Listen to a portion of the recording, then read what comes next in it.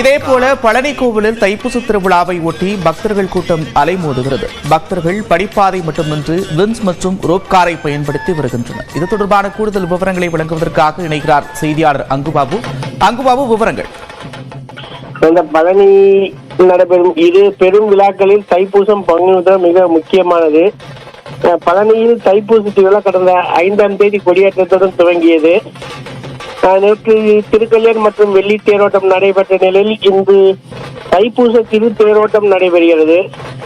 இன்று அதிகாலை முதலே லட்சக்கணக்கான பக்தர்கள் பழனி, அடிவாரம், கிரிவீதி மற்றும் சுற்றுவட்டார பகுதிகளில் குவிந்தனர். காலை 4 மணிக்கே சன்னதி திறக்கப்பட்டு பக்தர்களுக்கு சுவாமி தரிசனத்துக்கு அனுமதி வழங்கப்பட்டது. படிப்பாதை மட்டுமன்றி விஞ்ச் மற்றும் ரோப்கார் நிலையங்களிலும் பக்தர்கள் கூட்டம் மிக அதிக அளவில் காணப்பட்டது. எந்த ஆண்டும் இல்லாத முறையாக இந்த ஆண்டு கட்டண தரிசனம் ரத்து செய்யப்பட்டதால் பக்தர்கள் கூட்டம் கட்டுக்கடங்காமல் உள்ளது.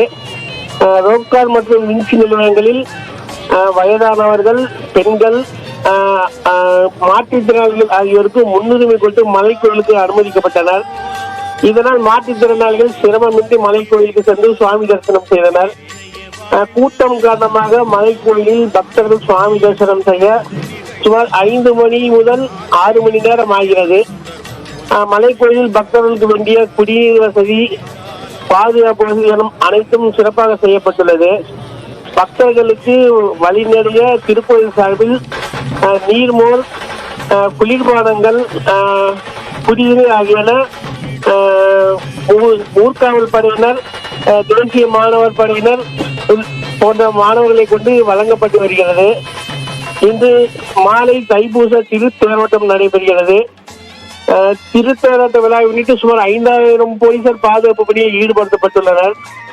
பக்தர்கள் அனைவரும் கயிறு கொண்டு குழுக்களாக பிடித்து அனுப்பப்பட்டு வருகின்றனர். எனினும் கூட்டம் காரணமாக சில பக்தர்கள் மயக்கமடைந்து விழுந்தனர். வரும் காலங்களில் இந்த தடுப்புக்கு பதிலாக வரிசைகளை பயன்படுத்த வேண்டும் என பக்தர்கள் கோரிக்கை விடுத்துள்ளனர். நன்றி அங்குபாபு, விவரங்களுக்கு. செங்கல்பட்டு மாவட்டம் திருப்பூரூர் ஸ்ரீ கந்தசாமி கோவிலில் அதிகாலை முதலே பக்தர்கள் கூட்டம் அலைமோதுகிறது. காவடி எடுத்தும் அலகு குத்தியும் மக்கள் நேர்த்திக்கடன் செலுத்துகின்றனர். சரவண பொய்கையில் நீராடி முடிக்காணிக்கை செலுத்துவதுடன் பால்குடம் எடுத்து துலாபாரம் செலுத்தியும் பிரார்த்தனை செய்கின்றனர்.